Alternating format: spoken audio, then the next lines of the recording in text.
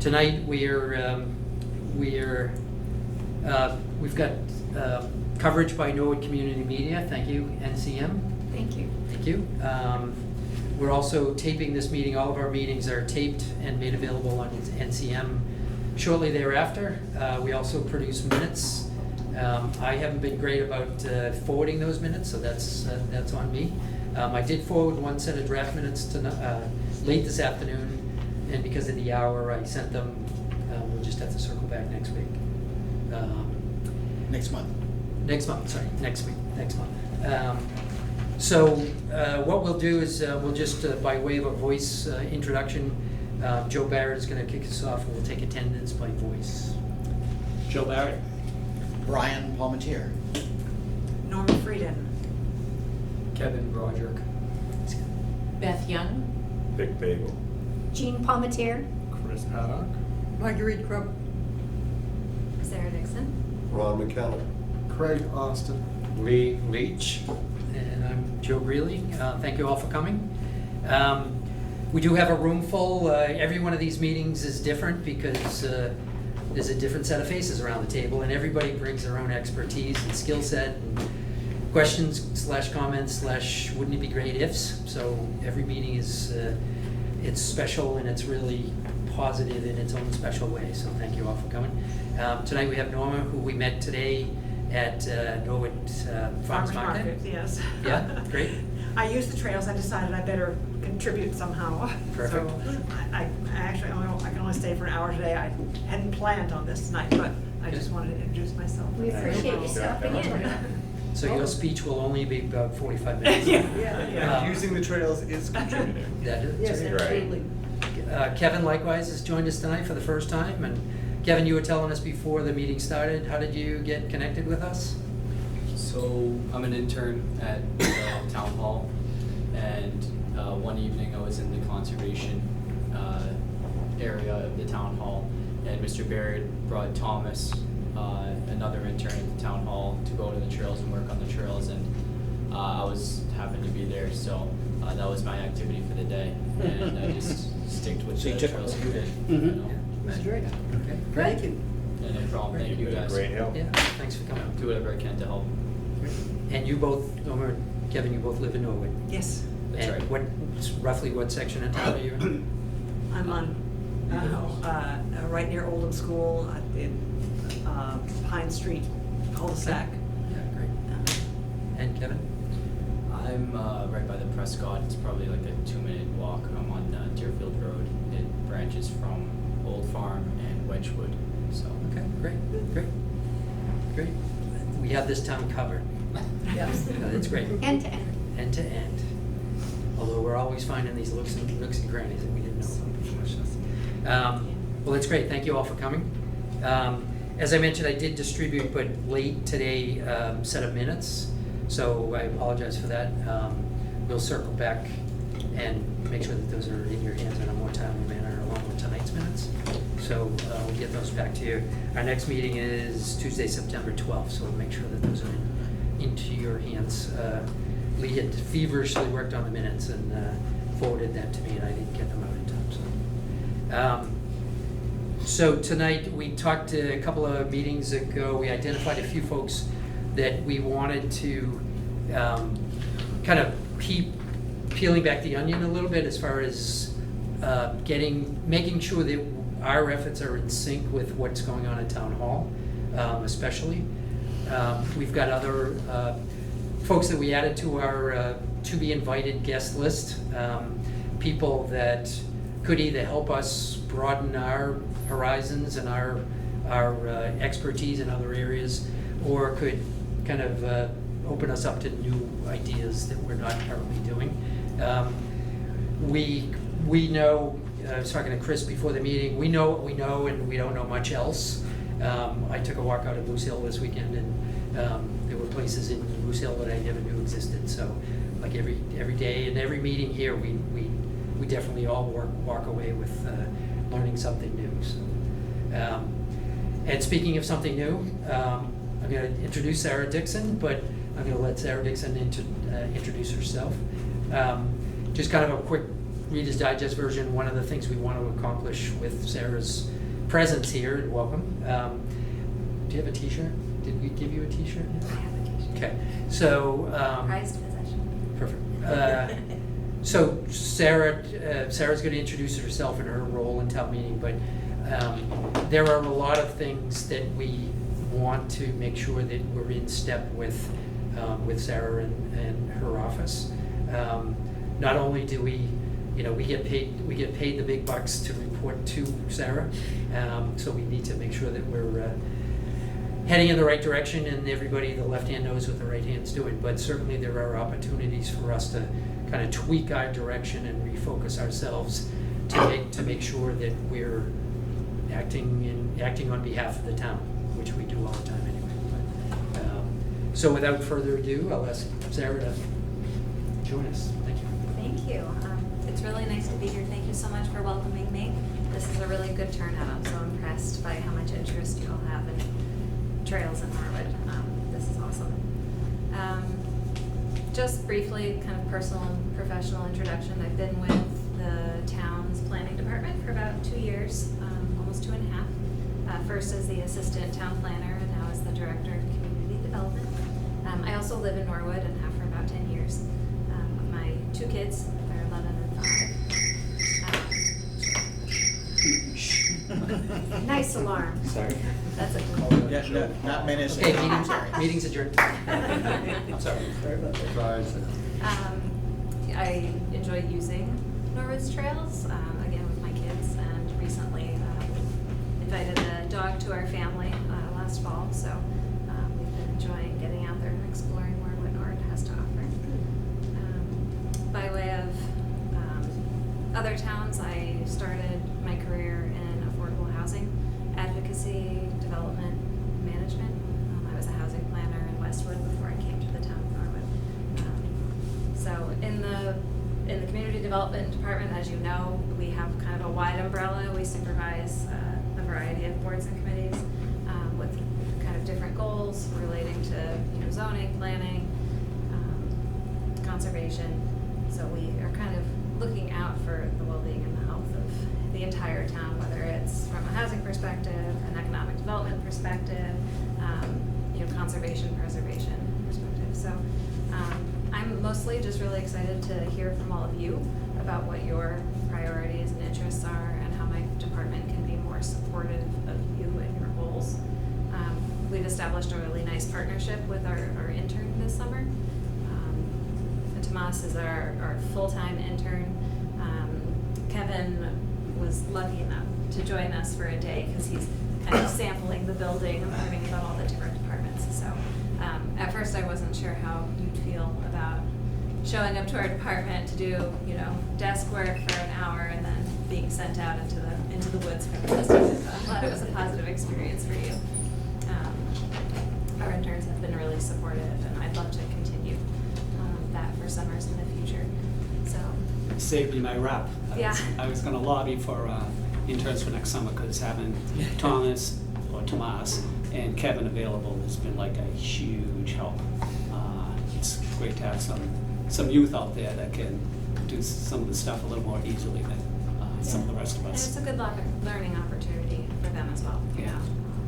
They both, I'm sure, learned a lot about conservation, preservation, open space, recreational opportunities, and kind of the surveying skills that you're able to impart, I think, are really valuable to them as interns. So definitely furthering our goals for the intern program, for sure.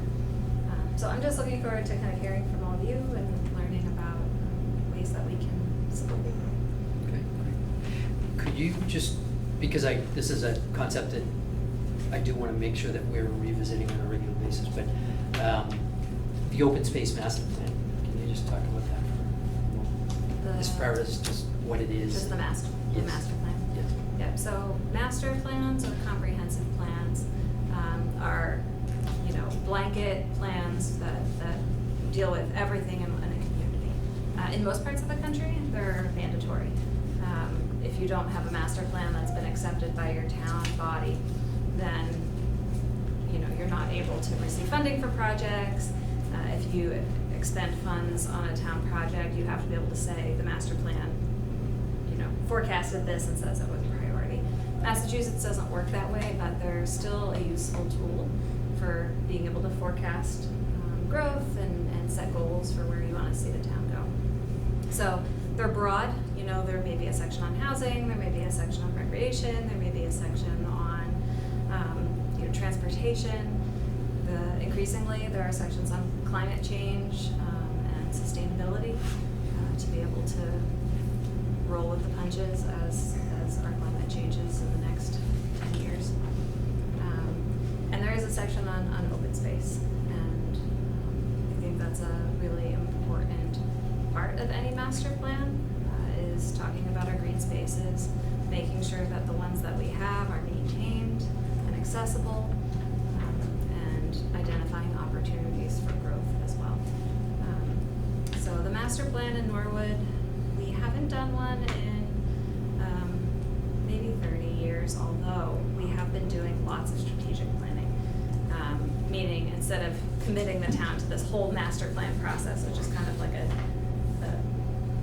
freight train, right? It's a big process with a lot of involvement. We've been doing a lot of smaller plans. So we've done, for example, kind of a downtown plan, a South Norwood plan, a Route 1 corridor plan. We've done hazard mitigation plans, right? So we've done a lot of more narrow plans. And we have an active open space and recreation plan. And so the town went through that exercise a few years ago. 4 or 5? Yeah, at least 3. Yep. Yep. And so I expect that in the master plan, we'll be looking at those goals that were set a few years ago and kind of checking in and saying, where are we and what can we add to this? So it will be an all-hands-on-deck planning process for the next probably 2 years. And I'll put in a plug for all of you and for anybody who's watching this later. If you're interested in being a part of that collective effort, there will be plenty of opportunities to participate, whether it's in subcommittees or attending public information sessions and feedback events. There will be no shortage of opportunities to be able to jump in and contribute. Okay. Do you have any specific questions about that? I don't, but anybody want to ask Sarah while we've got our captive audience here? Questions, suggestions? Sarah, you said there was a master plan about 30 years ago? Yes, so the last community development plan, well, there was a community development plan in 2004, and then before that, our last master plan effort was in the early to mid-90s. And it's funny, because when you read through it, a lot of it is stuff that we did when we got done, and that's exactly how you should look at a former master Get the plan. little plans done. Get the little plans done, and some issues are still present, Concerns about housing have been on everyone's radar for a long time. Economic development, same thing. Concerns, how do we maintain our commercial tax base, going forward? How do we make sure that people have jobs here? That stuff never goes away, and it's good to update your master plans because your solutions change over time. So, yeah, it's been a while. Thank you. Could you give us a brief synopsis of the Hennessy Field project I can. and invite us to come to the meeting? Yes. Well, the meeting, I'll start with that. There is an informational meeting this week. It's on Thursday. I believe the location has shifted due to the rain. Do you know more about that than I do? No. I will confirm that for you. Okay. Check on the town's website. So it's because there will be updates on forecast to rain on Thursday? It is, So- and it was initially scheduled It's to gonna be be at Murphy at the Field. Murphy Yeah. Field, but if it's a torrential downpour, then we want to make sure that people still feel like they can come and receive that information and ask questions. The Meadowbrook Drainage Project, which would involve pretty significant construction effort at Hennessy Field. It's a much needed overhaul of the drainage survey, the Meadowbrook watershed, which covers most of our downtown. Some serious problem areas that start up near where the hospital is. And I think we all get a pretty good sense of what happens when your drainage systems are not where they ought to be when we have catastrophic storms like we had in 2020. And it runs down generally Lenox through Hennessy Field, underneath the Murphy Field, and Meadowbrook pops up across Pleasant Street in between Sunnyside and Meadowbrook. So if anybody's been down there before, this little river comes up out of nowhere, and it's a tributary to the Neponset. As far as I can tell, it's been buried. Like, we've done kind of some research to see how long has this waterway been buried under industry and development, and it shows as being buried for as far back as I can see in the maps. I was So- thinking 50 years is a good estimate, because it's been buried as long as I would say at least 100. 100, okay. Yeah, it's been a long time. Wow. So there's opportunities for improvement there, obviously. And it's a priority. So Hennessy Field would be a really important part of that proposal, although certainly it would start, up the hill, right, and come down. But Hennessy Field would require a lot of tree removal in that space to create a drainage basin, essentially, which would serve as a holding space for stormwater and ensure that there's sufficient capacity to maintain a spot for that stormwater in the case of major events. Preventing flooding to homeowners and businesses who are downhill of that area, and also being able to protect some of our town's assets like the hospital. So we've had an ad hoc stormwater committee that's been doing a lot of work on this, preliminary plans, ideas for funding. It will involve a change to Hennessy Field, as this advances, which I can understand is a scary prospect when you know and love a wooded space. I like to walk through Hennessy. I have since I moved to Norwood. I've always lived around it, so I can appreciate that it is a big shift. What I can tell you is that the value to the community and being able to improve that waterway and also offer some protection for stormwater is really significant. So I would encourage everybody to do what they can to ask more questions and learn more about the project, because it will represent a big shift, but it has the potential for tremendous value to the community. I have a question.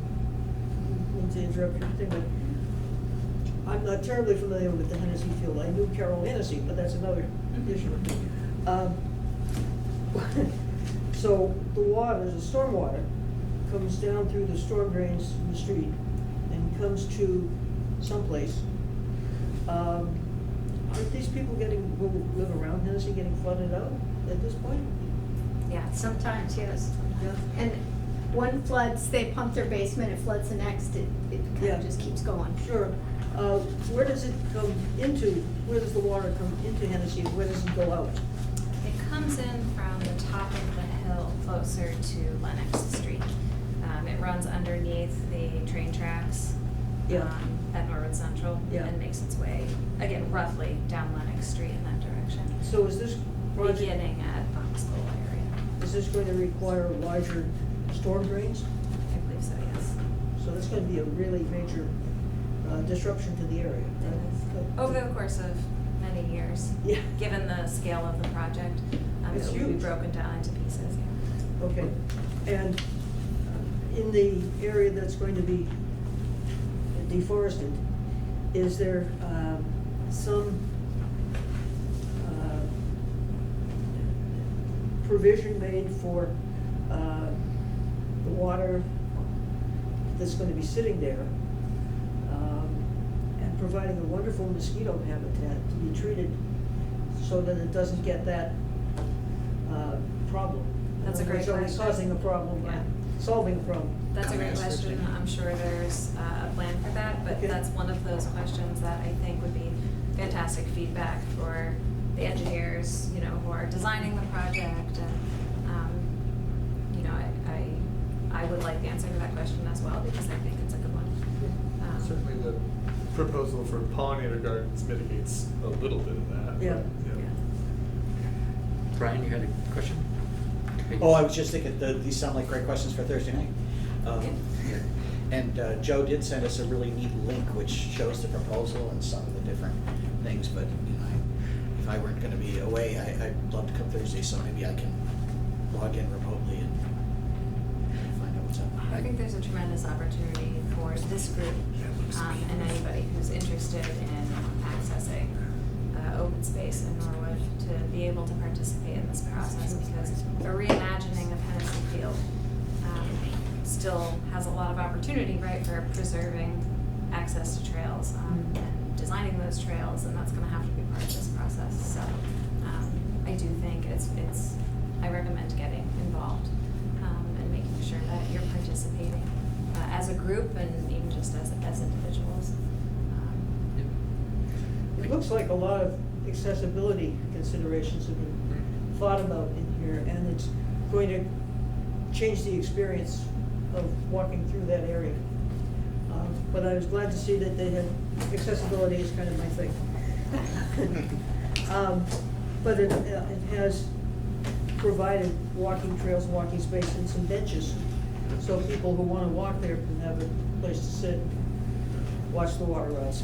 It looks stunning. It looks really nice. Yeah, it does. Hennessy Field's nice, but I mean, that looks really nice. So to Sarah, to your point, I'm looking on the town website. So Thursday's meeting has been moved to the high school. It still starts at 6:30, the high school auditorium. Those of you who got one of these 4-page handouts, the last page is actually a before and an after rendering of what Hennessy's gonna look like from, I guess that would be from Murphy, the view from Murphy It Field. looks like, yeah, Murphy, yeah. So you can see, on the right-hand side, on the top photo is current, and the bottom photo is proposed throughout that whole process. So you can see the telephone pole, I don't know, maybe like 2/3 of the way across the page to the, going left to right. There's a telephone pole with a white sign on it, and that, just to give you some perspective in both of those photos. So everything to the left, to your left of the pole basically will be cleared out, you know, trees, et cetera. A bowl, the proposal is to create a bowl. It's almost like I look at it as like a football, I don't know if it's equivalent to the football size field, but it's kind of like a football field with a track around it, but instead of being a level playing field, it's a bowl. So, so that walking path it's a circular walking path around it. So from the standpoint of accessibility and recreation, there's, you know, if anything, it's a lift compared to what Hennessy looks like today. It's a gain. And certainly anybody who lives downstream, literally downstream, whose basement is turned into a pool, you know, they hopefully will see the benefit of advocacy for this. Certainly it's gonna be a change. A few of us took a walk this past weekend and just envisioning what it could look like is, you know, it's definitely, if you grew up in that neighborhood and you've lived in that neighborhood for any length of time, it's gonna be a significantly different looking experience looking areas. It's one of those greater good projects, I think. Brian? The question I had earlier, it didn't have to do with Hennessy though, it just, but maybe you could just answer it quickly. The most recent open space plan I have would have expired 2015, it was like 2010 to 2015. More recent. Do we have a more recent one than that? I think it started, 2018. there were a couple of years gap between the end of the previous one and the beginning of the current one. So it was probably begun in 18 or 19, like finalized and presented 18 or 19. Oh, wait, I have town, the 2020 to 2027. Oh, I do Yeah. have that one. Good. Sorry. I was looking at the old one. I was like, gee, is there a newer one? I answered my own question. Yeah. Okay, thank you. Maybe we don't know the answer to this, but where are they gonna put all the dirt? I don't have the answer. Thursday. Get a whole nother park out of it. At the hospital. They'll probably sell it to a landscaper in Westwood, who they'll sell it back to us. Yeah, Mount Norwood 2. Ooh, make it taller. That's right. Yeah. I was thinking like Millennium Park, right? It's all the fill from the big dig, right? Like Right. you could get another park out of it somewhere. that's what they put on Joe. top of Spectacle Island. Yeah, right. And Joe Barrett's already thinking of where. I know some low spots. Yeah, Joe's got a lot of low spots. Well, yeah, you gotta make sure they're not wetlands, right? Joe's gonna be having them some of their 5-gallon bucket at a time, taking the dirt, Yeah, no filling marching it grass. down to the pine forest. It's been done before, don't do it again. So that, thank you, Sarah, so that, you know, how, it's one of these symbiotic relationships that we're off in the woods having fun, but then we always have to have that other voice, one of the many other voices in our heads that says, okay, well, I've just parked my car or I walked and I went by that trailhead and now I'm in the trail. But basically, if you just back out to the parking area, the place where the open space master plan comes into play is the parking area handicap accessible? Are the parking spaces adequate? Is there like a trail kiosk, and is there information that's readily available and like a QR code, or it's presented in maybe multilingual presentation? Is it, you know, is there some historical aspect of it? And all of these things, before we even go have fun in the woods, there's all these things that, you know, we can't, it's great to have fun in the woods, but like there's so much more to what we think is our mission. You know, our mission is education and doing our own research and forming collaborative efforts with others, either individuals or groups or other communities or what have you. So that's kind of where the master plan comes into play. It's one of the things even Paul Haliotis, who's no longer at Town Hall, but one of the things he was focused on was accessibility for recreational areas. So whether it's Hennessy Field, you basically get a redo of that area. But if it's an area that's been long, like it's been there forever, basically, like Shattuck Park, what are the things that could be done to Shattuck Park? Like a bench or two. But those are the kind of things that if we, like, there's really no other group or no other individuals that are better situated to be able to look at a recreational area like a trail or open space than we are, because we're the ones that are getting muddy all the time. We're swatting flies and we're parking our cars out front and all of these things. We do a great job of looking in the rearview mirror and say, how am I gonna make this experience better for the next people that come to this area? So that's kind of what we're all about. So this is one way to get rid of all that buckthorn. Yeah. It's a mile a minute, right? One thing that I was, I learned a couple of new words on Sunday about, good words. Like daylighting, which I'd never heard before. There are places where a brook was put underground. And what that means is now you get things that are like bacteria can grow and things that will hurt. And I found a place where Meadowbrook actually opens up. We hiked along it, and there's fish in there. And it was just so cool, but you saw where it stopped, and it went underground, and it goes under Hennessy, and it continues. And nobody knows that it's And there. nobody knows that It's underground. those exist. And, you know, I think Holly was with us, and she said, oh, here's a perfect opportunity. We might be able to open this up, and the more it can flow through, the more you get oxygenated and all those kinds of things. So that was one of the words I learned. But the other impressive thing that I found with the quick talk we had Sunday was the idea that you don't think about, like, gee, if you got to improve the drainage downtown, what are you doing down at Neponset River, right? But you realize that if you put big pipes up there, but you got small pipes downstream, you're going to have and so they were talking about how that's why they're starting down with Meadowbrook, putting the big drain, what do you call it, storm drain type things there, work our way up, the retention basin there at Hennessy and so forth, so that then you can actually make it so that, you know, that kind of thinking is the... Yeah, one of the I consider major, outcomes of a project like this, obviously there's so many different perspectives to look at this, and managing flooding is one of them. But this is anticipated to improve the water quality in Meadowbrook, which is significant. If anybody in this group has read, the Neponset River's water quality ratings. Norwood is one of the areas, and it's because of our history. We're an industrial town.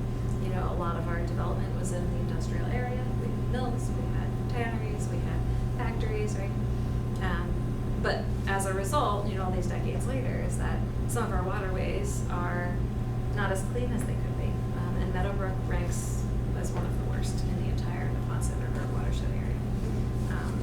And this is expected to help that along, which again just kind of further contributes to health of the water in our entire region. So it is one of those projects that affects more than just a few folks that are maybe living near the construction area. I mean, it really is a far-reaching type of project. But yeah, to your point, good public resources and outcomes start with comprehensive planning. And I'm biased because I'm a planner, but I honestly believe in that process. And stakeholders participating, each advocating for their own areas of interest and knowledge, is really what makes that process work. And as a group that's demonstrated already their commitment to trails in Norwood, you do have a very unique perspective and experience. I invite you and really strongly encourage all of you to participate in this, because your ideas, we've got draft renderings and we've got draft plans, and as this thing evolves, the plans will be more and more finalized. And there's always opportunity for you guys to look at this and say, a small tweak in this area would make it a lot more accessible to someone in a wheelchair. Right. Or, a light here would significantly improve safety, or the light you propose would be a huge detriment to, this area. Those small tweaks, it's really up to those stakeholders to be able to work and make that change. Do you have any sense of how long the meeting's gonna go on Thursday? I don't think it's expected to run longer than an hour and a half. The neighbors will be there probably though. Yeah. That makes it What's 2 saying, hours. oh, boo-hoo, you're gonna make my neighborhood more beautiful. Don't you dare. Great, very quiet. But if anything, and this is like so many other things that, this change is inevitable, and what we saw in the hospital is a perfect example. But some people who live in that area, they've had water in their basements or in their backyard for decades, and it never got any better, and unfortunately it took an emergency at the hospital and to remind people why this is important. So, And in fairness, you all know better than anyone probably in town that the time you spend in wooded spaces can be really sacred and a really important experience for a lot of folks. And so I respect and appreciate people who are going to respond to this with alarm. And I get it, I do. It's a wooded space that will no longer be a fully wooded space. And so your experience of that public space, which has been a walk in the woods, might look a little bit different. And so, there's space for all of those reactions, and trying to be mindful of that while still trying to shine a light on the improvements for the entire community is, I think, the challenge of the Stormwater Committee and just the town generally. Because change is inevitable, and we just have to find a way through it that works best for everybody. And it will still be a wooded area with the trail through it. Correct. And by opening it up, we make it available to a lot more people who might not otherwise go through there. I would agree with that. Possibly might discourage vandalism, stuff like that. And there was a fair amount of vandalism Yes. inside Hennessy. No. What's this? we carried That's a good question. we did carry a couple of bags of trash out of there on Sunday. Anything else for Sarah while she's with us? Organizational chart, like where do you fit in and who do you work with? Sure. Which group? I report to the general manager's office in the community development department. Holly Jones, who was formerly our conservation planner, is the new assistant director of community development. We have a community preservation coordinator, Kristen Phelps. Our office manager who kind of helps keep the whole thing together is Lynn Marchand. Lynn is the one who puts all of the reimbursements through for your mosquito netting and Go Lynn. Yep. all that good stuff. Lynn's good sister. And we recently hired Carly Rockland to fill the conservation planner position. Some of you may know Carly because she was a conservation commissioner for some time. So we're really psyched that she's joined us. So our department is planning board, zoning board, CPC, I'm blanking, conservation, and we support you guys as well. Right back at you. So, Sarah and everybody in the office, everybody that you just mentioned is pretty much amazing. Joe is in there a lot, just stopping in or asking questions or what have you. And I know several of us, Vic is in there. And Lee, I think, has moved his address. I think you're forwarding your mail. But every time I know every time I go in there, it's, when all else fails, you get a great answer and you get whatever solution you're looking for, and then some in the office. So, thank you. Just one comment on Conservation Commission. Are there still vacancies available? Do you want to announce that to them? Yeah, I would encourage anybody who's interested in serving on the Conservation Commission. That's an appointment that's made, and these are appointed positions. So those would be reviewed by the general manager and the board of selectmen. The best way to indicate your interest on that is to submit an application for the talent bank. So if you go on the town's website, there's a button for talent bank applications, and that's a really good way to be able to say, these are the ways that I want to get involved, and you'll have an opportunity to check out Conservation Commissioner. You could also send an email to myself or Holly. And Lee has served on the Conservation Commission, so if anybody... It's a piece of cake, anybody can serve on it. Yeah. So if anybody has any questions or how deep is the water if I jump in? How deep is the water? Just ask Lee. So this is great. Thank you.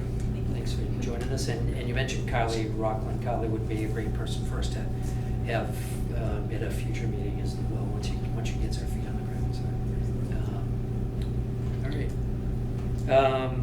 And it's also good. A couple of 3 meetings ago, I think it was 3 meetings ago, we had John Kinney who's the new director of recreation.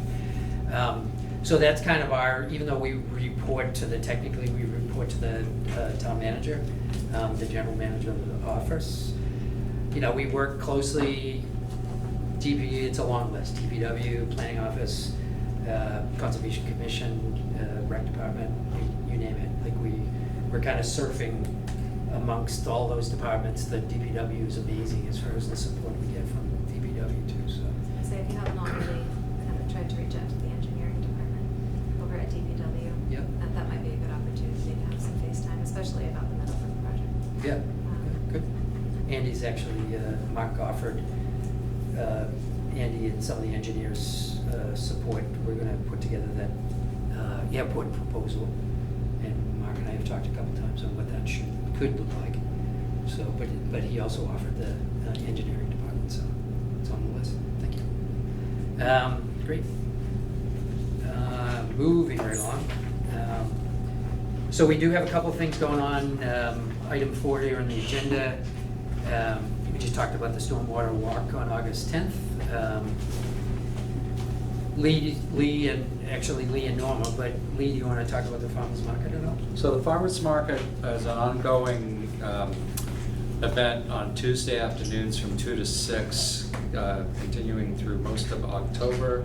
And the Trails Committee, mostly myself, sets up a informational table there, primarily to service new people. I get new people every week come by. I just moved into town. I want to know where I can take a walk, or I work in town and I have a break at lunch. I want to know where to take, do a short walk. So a lot of our materials are very appropriate for the people that do come by, farmers markets. So, and other people are encouraged to come by and say hello. Many people here in our committee do come by at various times, and they're always welcome.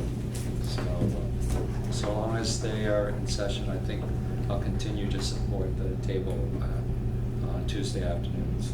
Yeah, and I was there only a little over an hour today, and I'm amazed at how many new people are in the town that are interested in doing the trails, and a part of it is Moderna, the new people coming in from Moderna, but they're all interested in trails. And so I think it's very beneficial that you spend 8 hours every Tuesday at the farmer's market. So I think it's important to keep up the, communication of our charter, because there's always people who are new to town. We found that out with the library event earlier in April. So I'm sure we'll see that at Norwood Day, which I think we have to talk about yet, so. Even the people that have been around and are familiar with the trails, they're saying, what's new? Yeah. That's true too. I've had a number of comments about, a new area that. Well, they're wait for always- Joe. But also there are people that have been in town for a long time that didn't know Right, about yeah, us absolutely. too. So there's that aspect as well. It's a great opportunity. And I'll echo what Vic said. I've stopped in a lot of times, and there's always people going up to see Lee, so it's a really good service that he provides. And I don't know that everybody would want to do it like me, but Lee does a great job at it. And Vic just brought up Moderna, the fact that they stop by, there's a lot of people coming from Moderna. Yeah. It's great, because we have an opportunity to put a trail along the Moderna property on the edge of Upland Road and up along Planting Field Brook. And it would be a huge benefit for the employees of Moderna to be able to get out at lunchtime and go for a walk on their own property. It would also be a good benefit for the town, because that could be a string of the emerald necklace around the town. Yeah. I take the train to downtown Boston at least 3 days a week, and invariably there's a shuttle bus waiting for the next train to come in. And before people get onto the train, several people get off the train and they go to Moderna. So people are, every day, they're commuting to Norwood to go to Moderna. So those are the people, like you said, that whether it's lunchtime or after work or whatever, that are just to go hug a tree for a minute and then go back to their post or whatever. I mean, that would be a great service for them as well, so. Okay, good. Let's see. We're kind of on hold. One of the items on here, it's pending. We've got an Eagle Scout who approached us about a project. He lives near Meadow Street. Nick is his first name. He knew between summer camp and work, he knew his summer time, his summer availability would be limited. And in fact, he was right, because I haven't really talked to him for about 4 to 6 weeks. But I've been kind of talking to some of the Scout leaders in his troop. He is definitely still interested, and he just can only do so much in a day. So that is still an open item. I think we're ready, willing, and able, is because he's helped us. He stepped forward and said, I want to get involved with some type of signage at Meadow Street. So he's already answered 3 important things. One, he showed up and he offered. That was great. Second thing, he's already kind of helped us fine-tune the direction that he wants to go in and the physical location. So the rest is gravy. But as soon as he's available and kind of refocuses to pay attention to this in his timetable, I think that's something that we'll want to get as we've done in the past, we'll want to do, support him in any way we can. The Eagle Scout project it's the Eagles, it's the Boy Scouts. It happens to be a Boy Scout project, but it doesn't have to be Scouts. But the Eagle Scout project is supposed to be managed by the Scout himself, and so we're there to support him, not to do it for him, but or her, right? It doesn't have to be Now Scouts. Now there are could be a girls in the venture troop, Scouts so. BSA. Yeah, So- sure. Norma, thank you. Yeah, thank you. See you next time. Yes. Yep, And, yep. you know, I was just at the farmer's market today, I saw DCD Holdings, which they were incredible during the 150th. And is it time to start soliciting funds to do what we want to really do with the crossings and everything now, or should that be in the future? So this is Vic Bavel, he's in charge of the fundraising subcommittee. I knew you'd say that. Thank you for volunteering. So technically, we can't solicit funds in a fundraising mode ourselves. That's where, like, the Friends of Adams Farm and Friends of Blue Hills, the Friends groups are, in our case, they would be unassociated with Town Hall, and it would be a separate entity, a nonprofit entity. They'd be 501c3, they're tax exempt and all that sort of thing. We would have to have a kind of an arm's length relationship with them. People today can donate, but the path, and we've already had a few donations to date, but the path that a donation today comes is that somebody would donate to the town, but they would earmark the money, I want to donate a bench. I want to donate the funds for a bench.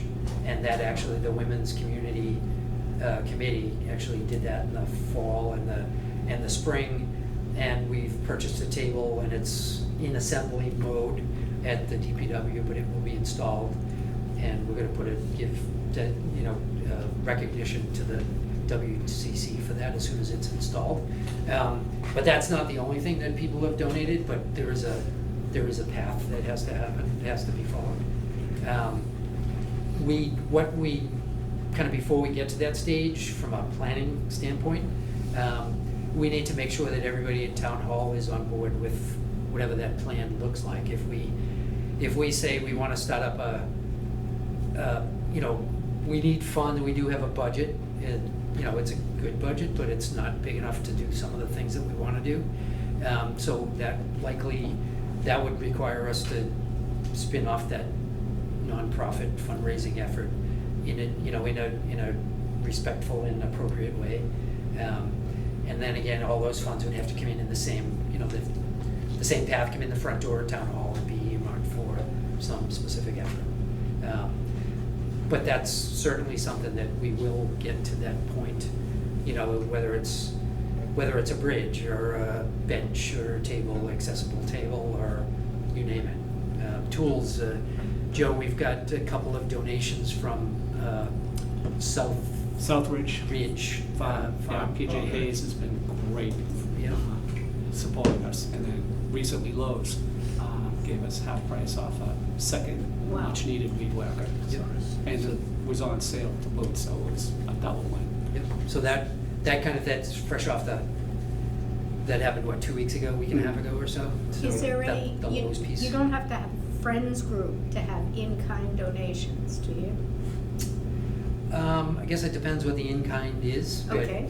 like if somebody, by in-kind, you mean Well, like equipment donation? They or- were saying equipment, they were saying lumber, they were, those are just different kinds of in-kind donations, right? So what the town, and periodically anybody that looks at the selectmen's meetings agenda, like there is a legal process that has to happen. The town governing body has to accept the donation, whether it's monetary or physical.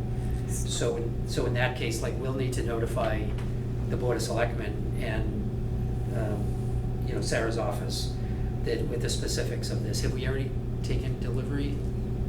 You've got it from them.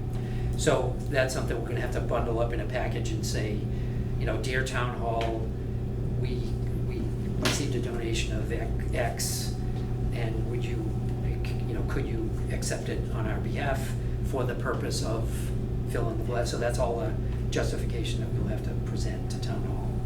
And obviously it becomes town property, but for a specific purpose.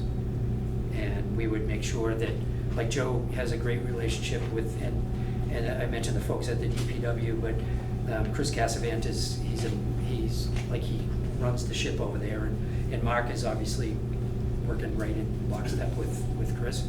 But anything we would do in that regard, we would make sure that it fits with the DPW's, efforts and equipment and their quality standards, if you will. So we wouldn't just go out and get anything, we'd make sure it fits, so. To that point, Chris has lent us a hedge trimmer that was needed to get through the thorns that a weed whacker just couldn't get through. And the light department, Kevin Shaughnessy, has lent us a small little, 6-inch battery-powered chainsaw, which the stuff that, we don't have time to sit there and cut this. Yeah. Yeah. That's been there for 2 years now, is, some of that stuff's gone. And Kevin can attest to some of the, equipment is much better than interns. Yeah. Wearing out an intern. I was fortunate enough to have the equipment, so it was good. That's great. And some of those some of that loaned equipment is, not only do we need it for a specific purpose, but it also gives us a chance for a test drive. Right. That if we, like, one of the things about the weed whacker, for instance, is if it's the middle of the season and we're trying to battle in some invasive at Cooper Park, then the batteries don't last long. I went into Cooper Park, and in about an hour and a half, I had gone through 2 battery packs. And I wasn't able to finish because I had to go back to my place and charge the batteries up again. So those are the kind of things that the more we know in advance, the better we can kind of tailor our purchasing, if you will.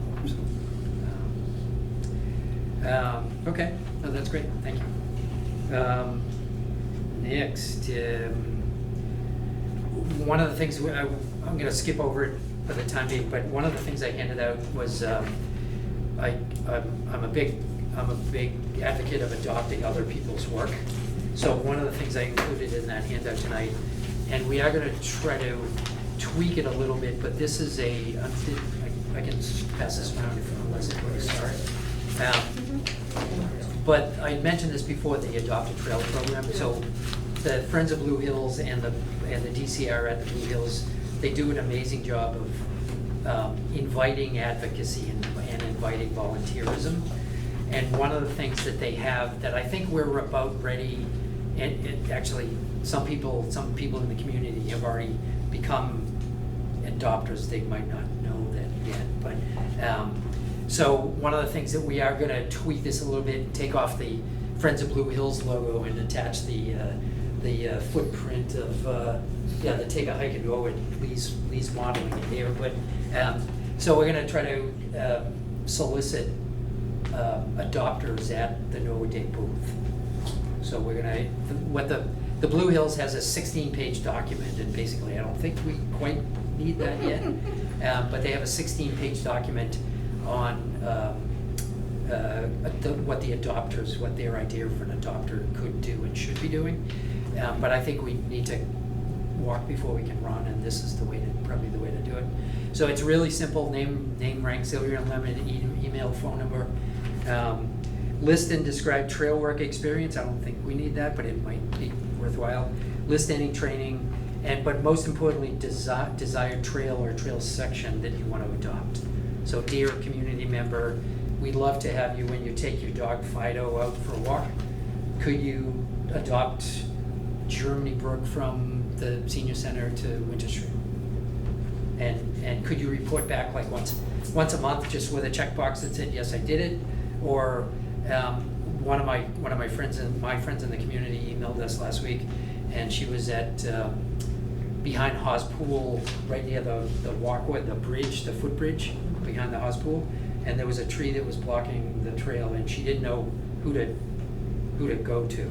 She contacted the Conservation Commission and Trails Commission, and the Trails Committee, and we immediately got the DPW on it, and within 2 or 3 hours, Chris emailed me back and said it's out of the way and it's not a problem anymore. So people are already adopting it, they just don't know that yet. So, Margaret? If I were going to sign up as a trail adopter, I'd want to know what I am expected to do Mm-hmm. Yep. and to whom I would report. And also if there was any training available, or whether it would be a person doing it alone, or whether it would be groups that would eventually go and do stuff. So I think we have to think about getting that stuff defined Yeah. Before we say, hey, don't you wanna be a trail adopter? And it's like, what's it gonna cost me? And, Yeah. what do you expect me to do?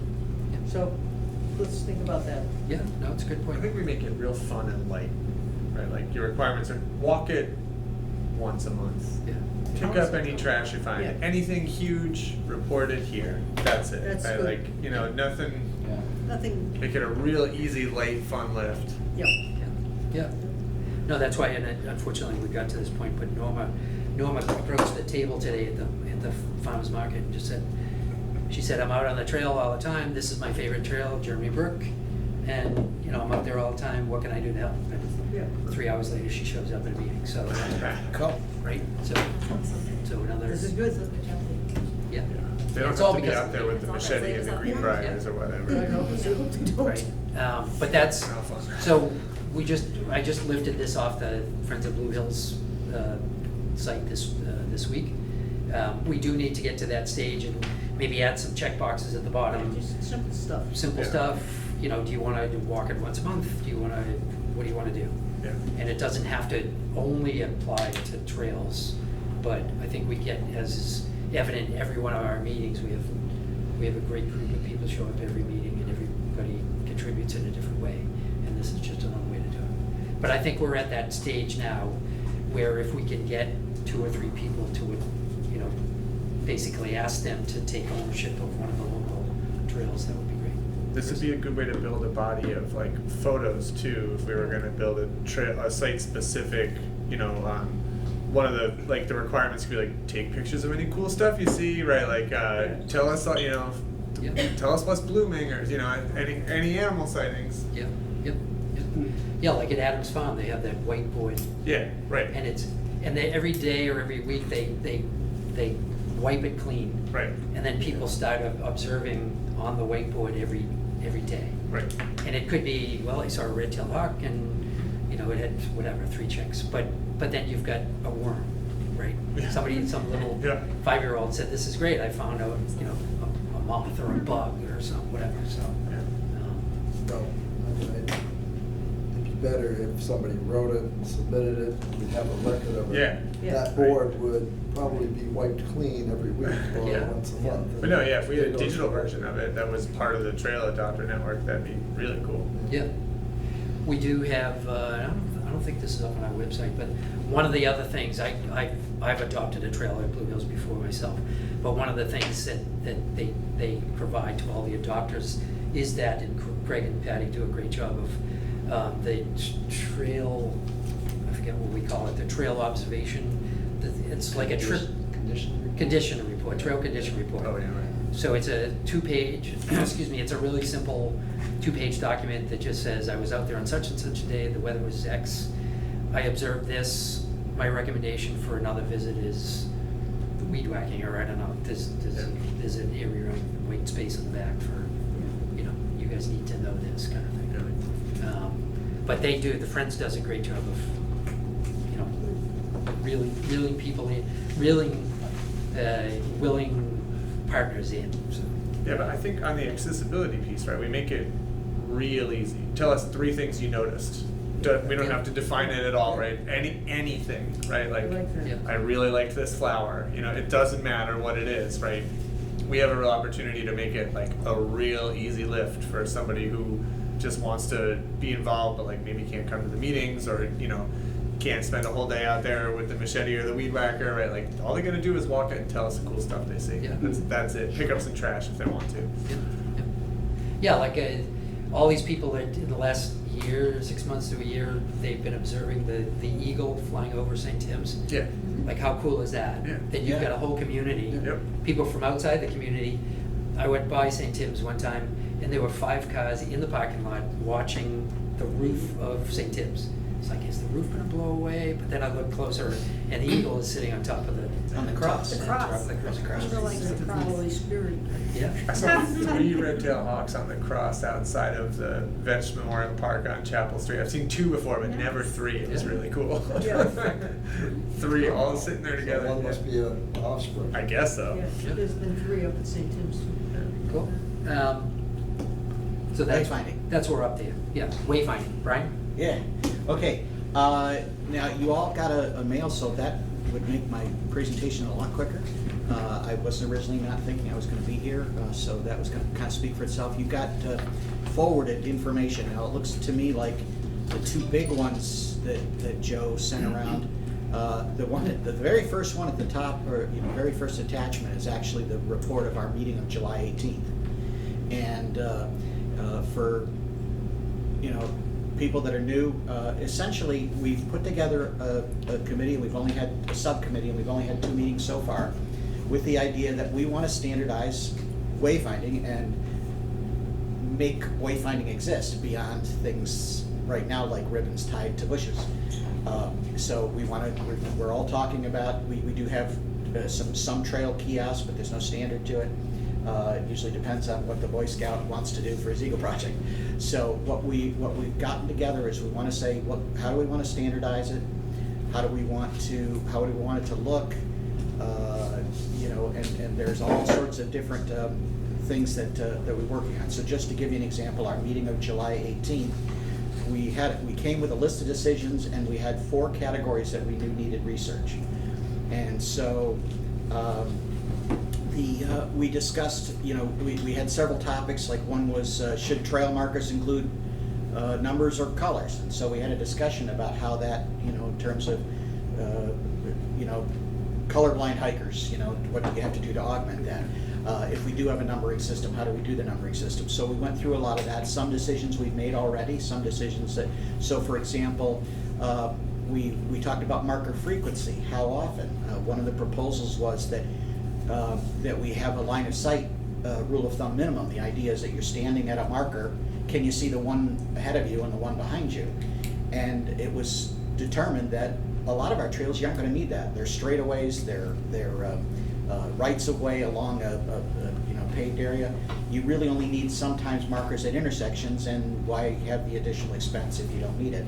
So the conclusion that we came up to there was the frequency of markings should vary based on the specific trail conditions. If you have a trail that has a condition where it needs additional markings or additional posts, we also talked about where we'll need posts versus others. For example, one of the conclusions we made, and guess you can all read the more specifics. I've outlined what the topic was, what the discussion was, and what was the and I do want to thank Alex Brinkert, who took notes, which made my putting this together much better. She took notes while I was leading the meeting, and then so this was much easier to put together. We talked about here. Let me find another one. We were looking into post materials. We were looking at how do we set up the trails in terms of emergency responders and making it easier for them to find people. So the bottom line, we had some things that we knew that we could make decisions on, and others that needed more research. And so we have 4 categories of research. Kiosk design and construction standards. We would like to have trailhead kiosks to be standard throughout, and so if an Eagle Scout comes and says, I'd love to put a trailhead here at the trail that's near my house, I'd like to put a kiosk, and we can say, well, here's our design, and then they can run with it. But the idea is that over time they'll be like a standard, because we're looking at one of our committees, for example, the one who's the volunteer who's taken over the kiosk design and construction sub-project, is going to be looking into what do we want to go on the kiosk, which will somewhat determine how big it's going to be and how it's going to be laid out. So that's one. Trail rating and warning systems. In other words, how hazardous this is a trail, what are the things to watch out for, and how do we warn people of things like, this is prone to flooding at this time of year. This is so that's we've got a volunteer for that. Emergency response, search and rescue. We want to coordinate that with the town, with dispatch and so forth.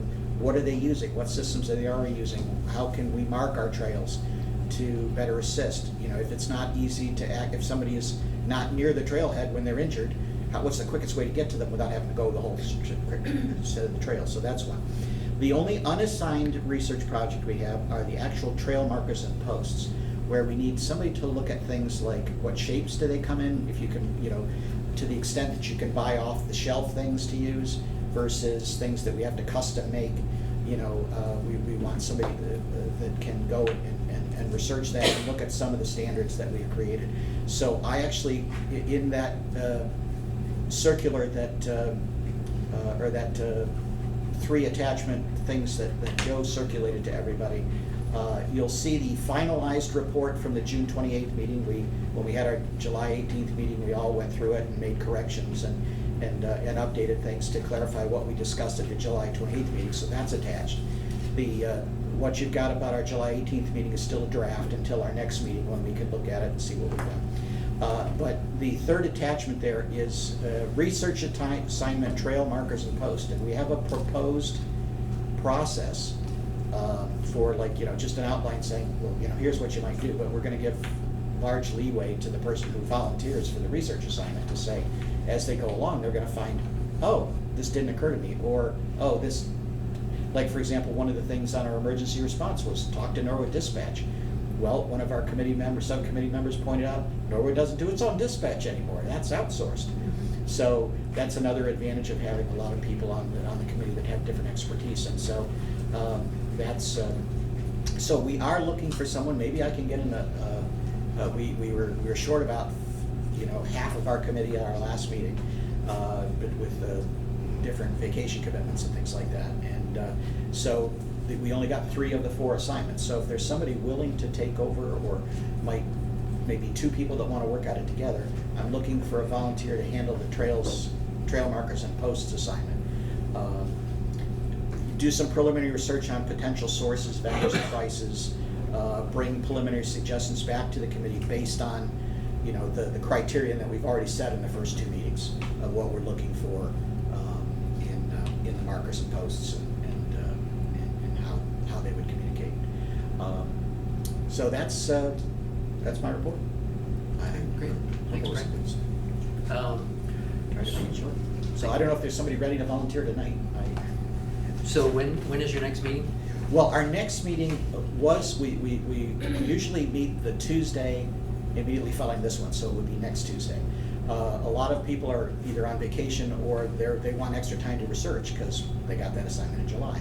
So we set it for the Tuesday after, but we have already some vacation conflicts, so that will need to be rescheduled. So that's, it was going to be the Tuesday after this meeting, same place, but that will have to be changed. Okay, all right. We'll talk about No Day in a second, but do you and other people that have been involved in this wayfinding, do you think that there's anything that we can present, even if it's just if you think of like a poster or a document or photos or a concept, do you think there's anything we can present at No Day? I thought about that. Now, let's see, I wrote something, so I wasn't sure. I was trying to find what I wrote to you earlier so I could refresh my memory. Because the subcommittee didn't actually get to it. At one point, we thought about creating some sort of a survey, to get people's input about, what would you be looking for in trail markings and so forth. We're doing a lot of research on best practices and so forth, so we don't really have anything to say, would you like this, here are the options. We would, however, it's more hands make light work kind of a thing. If there's a way that maybe what we can do is I can put together a handout of here's what the wayfinding committee is in the process of doing. Here's some of the things that we're looking for, and then say and then give that out to people that indicate an interest. If they want to serve on the committee, if they know a vendor who sells signage, if they know where we could get a discount on posts that we're going to use, and things like that. So maybe I can put something together like that you can at least you have some handouts on Norwood Day if someone's specifically interested in wayfinding. I noticed there's at least 4 or 5 people here that are on the subcommittee, so if you guys have suggestions that you want to mention now. I'm thinking about kind of like the whiteboard at Adams Farm, right? Like, how can we help you find your way? What do you like about the trails, right? We could make a nice, we could get the same kind of data as a survey, but in a much less formal, you can just write one quick thing in Norwood Day. Do we have a whiteboard on an easel that we could use? I used to have a big whiteboard, and I donated it. We have did a smaller one. Even a piece of chart paper, right? It doesn't have Yeah, to be a chart whiteboard, pad. right? It can be anything. Chart pad. One thing we did, and I can't remember the topic, but one thing we did 2 or 3 Norwood days ago, if that's English, is we had a whiteboard, but we invited people to write on a yellow sticky, Yeah, yeah. like post, what did you like, Yeah. what did you like, what did you like, Yeah. where should we go next, you know, with all that kind of thing. So maybe there's something that we could apply to wayfinding as well. It might also help, I think we've heard this, you know, this is a great effort, and just like with so many other things, like the trail adopting, like we've got to this point that we need to kind of call a time out and make sure that the trails are well marked and safe, and, you know, people won't get lost, and, you know, people will want to come back. And one of the tools that people use is that wayfinding. And okay, well, I have a map, but how do I know when I come to such and such an intersection which way to go, and, you know, that sort of thing. So maybe that's Well, and we have several trails that, you know, were created 75 years ago just by somebody. It was the shortest distance between 2 points. Matter of fact, our tour that we had on Sunday, one guy was saying, "Hey, I used to cut through here when I was a kid." And so, you know, we have the official trail, and then there's these side paths you got to keep people off of, or they end up lost. So that's another thing. Just one other thing I'll mention: we tabled this. This is some of what we're thinking down the road, but we would eventually like to have educational signage as well. So that, for example, if we're saying, well, this is a wetlands and this is the purpose of a wetlands, or here's the wildlife you might see here, and here's a couple of pictures of what the, you know, of photos that people have taken of that wildlife, or things like that. So, and so those are the kinds of educational things that are available out there, you know, to actually buy down the road. And then there's some that we can customize, maybe working with the Historical Society or something like that, to say this historic hike was, you know, this land was donated by so-and-so who was a benefactor of the town, and so forth. So that's a down the road thing. We're focusing on how do we make the trails easy to find your way in, and if there is an emergency, how do we get those emergency responders to that injured person quickly, so that, you know, so that it's organized there. So those are the kind of things we're focusing on now. And you know, and then of course just the practical things, like if you're going to put a sign up, you want it to be durable, you want it to be less easily vandalized. So there's all that kind of, that's why that person that's going to be researching the trail markers is going to say, you know, do we go with galvanized steel, or we go with a wood post that's just buried really deep so nobody can knock it over, you know, things like that. So okay, great, good. Thank you, everybody that's on that. A couple of things. And Brian. One is a book, it's an older book, but the Wayfinding Committee might want to take a look at it. It's called Don't Make Me Think. oh dear. And the basis of this is the less time people have to spend on figuring something out, the more likely they are to do what you want them to do. So my suggestion would be to look at what other properties in the area are using for wayfinding markers. Is that by and make Steve them the Krug? same. Do you recognize Steve Krug? Is that the guy who wrote I Got the Right Book? Don't Make Me Think by Steve Krug. A common sense approach to web usability. That's a different one. Well, I guess probably could have written That's a it. different, okay. But Different. But the other thing was, when, let's leave it at that at this point, because there's something else and I forgot what I was talking about. Sorry.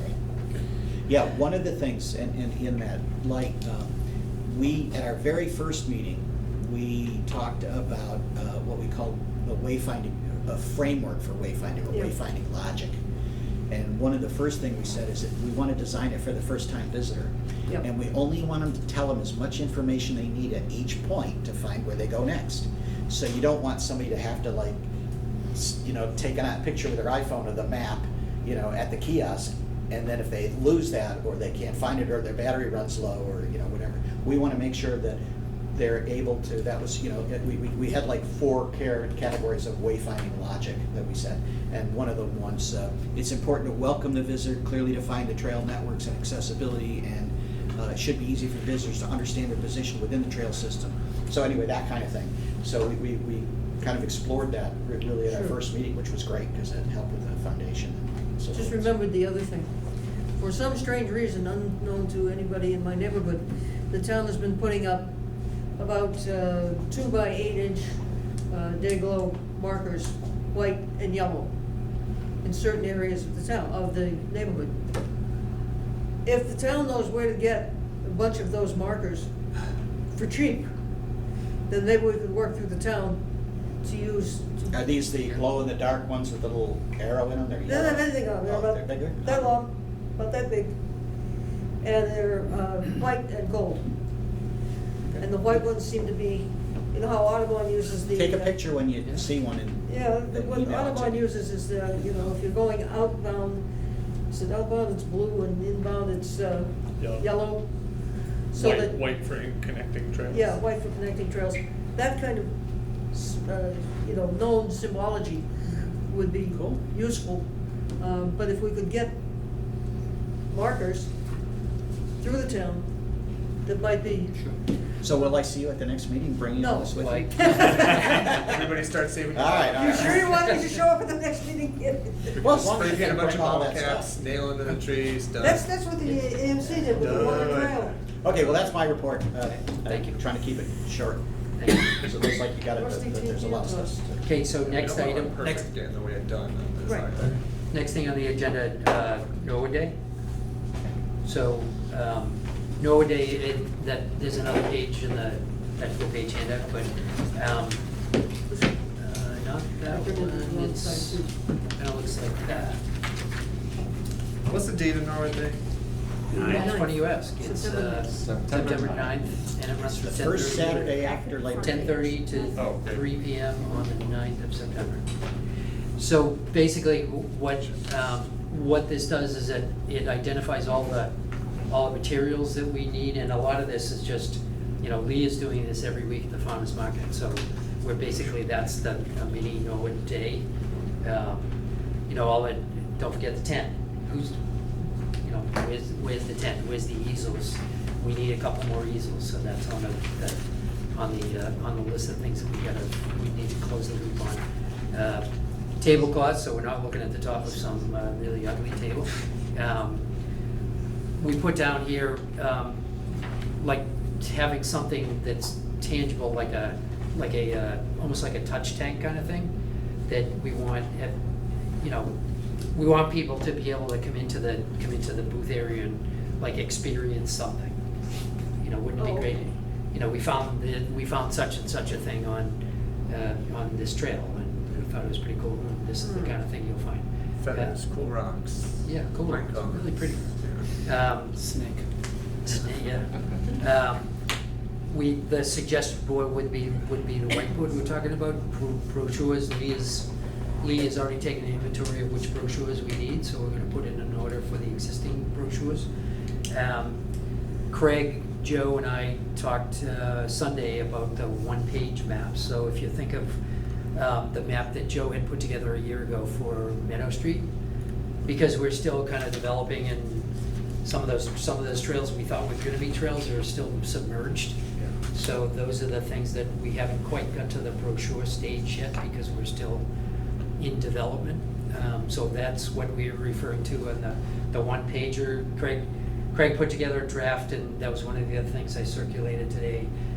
3 new, one is the Peswick Park, one is the revised Coakley with construction, Yeah, and I forget what the that third was a very simple, The third one is the other the part. Pine Tree Forest. yeah. Yep. You called it, what did you call it? The Fowl Meadow Fowl Meadow. properties. Yep. So those. Which, you know, of course, Fowl Meadow also covers around the airport, but, you know, I Right. didn't have a proper name for it, so. Yeah, no, that's good. So those are that's the what's next, but that we were referring to those as the one pagers. That we also, if somebody says, I've been to all the maps that you have brochures for, where else can you send me? I want to go explore someplace, so we'd send them to Meadow Street when it's dry or someplace else. So just a couple of the other things we've got, and this is just, we've done, what, 5 years worth of NOAA days maybe? So we know enough now to have it, Lee does this every Tuesday at the farmer's market. We have a sign-up log if people wanna give us their contact info for, the Neponset River Watershed is having a cleanup someplace in Norwood next month. So we'll reach out to all those people and say, if you're available on September or something, come help us. Posters, we'll have, some of those posters we've got, they're, I don't know what size, like a 3-foot by 3-foot poster board. We've got a couple already, the townwide maps. We've got one of the Cooper Park that's. With the old townwide maps? No. Both. Wait a minute, we have a new one? I have not yet. We do have a new one. Okay, great. Newer. Newer. Yeah. Okay. I think that's the most important thing is giving, Yes. this is where they all are, on Yep. one page. Okay, cool, great. And then one of the other things we're working on with a question mark is to tie out the emerald necklace.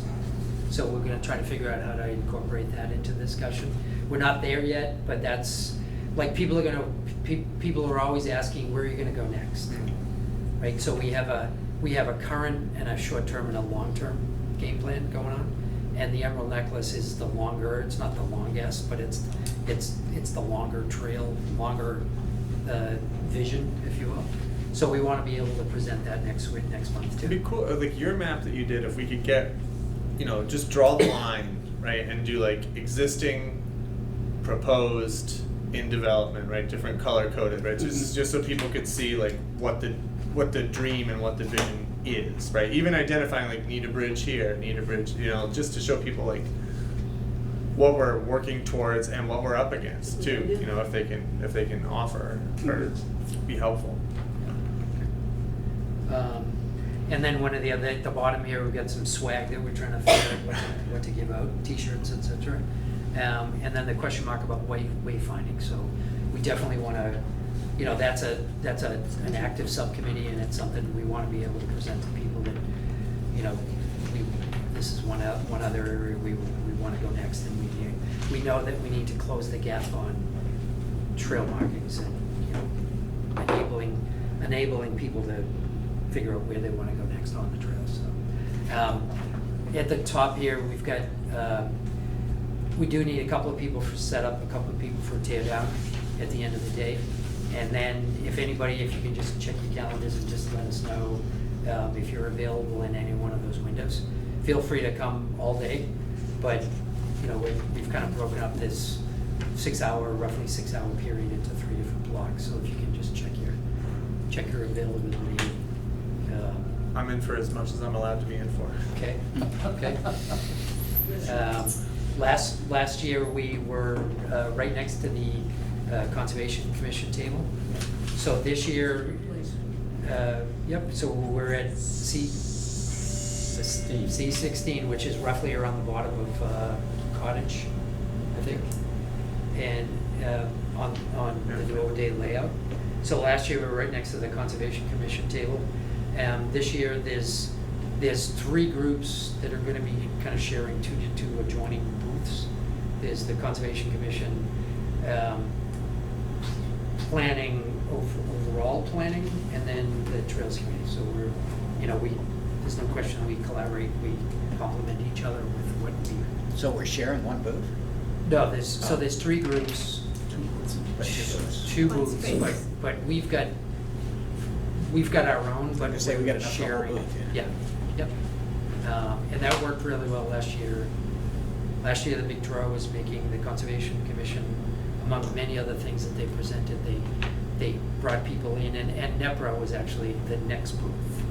So it was a great trio, So we're hoping for something more of the same this year. So, Norwood Day? Yeah. I can't do opening. Any other comments about why we do it, or? No, yeah, everybody come down. So. Literally, we had 400 people go by the booth last year. So. Good. Thank you. Sarah, thank you. Thank you for having me. I wish I could say the Thank end. you. It was so nice to meet some of you and see some of you again. And Thanks, Eric. Thank you. Thanks again for the use of the interns. Yeah, it's- Yeah, good. Could All could right. I clarify something? Um, Joe? All right, so what else do we have here? We never seem to get to some of these tabled items like webpage expansion. Someday we'll actually be able to do that. It's 8:35 now. Let's try to wrap up by, let's take 15 minutes, Brian? Yeah, I just wanted, when you guys. were Don't all- take 15 minutes. Yeah. You just interrupted me. When you guys were talking about the maps and the handouts for Norwood Day, it occurred to me something I said earlier that I might need clarification. When I was saying, you know, you don't want to have to take a picture at the trailhead just to the map and then worry about it. We have wonderful maps, and we have a wonderful way of accessing those maps through QR code or through a website on your iPhone. So keep your iPhone charged up, and you can find your way around now. We're looking to go beyond that, you know, to enhance the trail to make it easier. But, you know, don't let that hasn't been fixed yet, deter you from going on the trails, because we've got lots of resources out there now. It's just trying to put it all together as it's growing. You know, we realize we need to start thinking coordination, and so that's hopefully what the wayfinding will do. But Craig has created some wonderful maps, and so didn't want to neglect those for people out there that are looking for a place to go. We will have those handouts in Norwood Day. Great, thank you. Let's take a 15 minutes, let's try to walk out of here in 14 minutes, right? And members' minute, anything, Joe? We didn't Well, have on here Emerald Necklace at all. I mentioned I've had help with Kevin and Tomas working on the trails. It's been huge, and I've encouraged Sarah to continue to make interns available for us next summer, because now that the trails have expanded, we really need the bodies to help keep these things maintained. I also want to mention, I went out the other day with one of the Norwood High School teachers, came out and helped and spent the whole, it was a really grueling day the other day, but he birth under fire, he stuck it out and made it through and did a great job. Howie Allen is a chemistry teacher at the high school, was out with me, and he's dying to come back next time. So, and then the one other thing I wanted to tell everybody is this week, as of Monday, we learned we need mosquito nets out there. At noontime on Monday, Thomas and I went out there, and we were done in an hour because the mosquitoes were so bad. I've never seen anything. It was biblical. And then we didn't go out Tuesday, Wednesday. I had bought nets that you need a brimmed hat to put the net over, Oh, yeah. but the nets were only $8 at Walmart. Made all the difference in the world. Plus, it didn't rain for a couple of days, thank God, and so there were a few less mosquitoes, but there was nothing like this last year. Never was there a mosquito at noontime. Occasionally you see some in the morning, but last year was one of the worst droughts. And since they started recording, the river height last summer was the lowest the river has ever been since 2004, and because of the drought. Different year this year, as you all know, it's been raining all the time. So until we get some cold nights or some more gaps between storms, it's going to be buggy out there, so keep that in mind. And and one other thing is, because of that, I haven't been able to get to one section of the trail since 2 months ago at least. And Lee knows what I'm talking about. Some of the meadows way in on Meadow Street. Curly top knotweed is an invasive weed that was shoulder high. It was like there was never a trail there. So that's what one of the things we were doing yesterday was weed whacking through that, and it was unbelievable. I mean, I expected it to be that high last year. This year, I couldn't believe it, because I walked there 6 weeks ago when I did the 8-mile walk, and there was very visible trail. There was no sign, and it was just weeds, but there was again shoulder high. So it's things are growing like crazy this year compared to the past, and the mosquitoes have been again biblical. That's it. Thank you, thanks. Brian? wanted to say, on a couple of times I went out to help you survey on where the bridges are gonna go, that was a fun and educational experience, especially I got to work with one of the interns. I guess for my trail minute, I wanted to say how I appreciate Norwood when we had an opportunity to go to, Gene and I, to try an Endine Trail, which is not to be confused with Norwood's Endine. Going out on the one in Walpole, we were just getting snagged. Matter of fact, for a week later, I was still pulling the little thorns out of me from trying to go through. There's a wonderful improvements that were done in that trail, like bog bridges by Boy Scouts, and and all sorts of things. You can't find them. They're underneath the brush that's grown over. And we got all the way to the other end of it, other end of the Endine Trail, figuring, hey, let's just double back Pinnacle Trail, and we find out that that one stops. You can't make it all the way back. So we ended up going back, and we went back through the Prickers, which wasn't fun. So that's just my way of saying how important it is to keep the trails cleared if you want it to be an enjoyable experience. So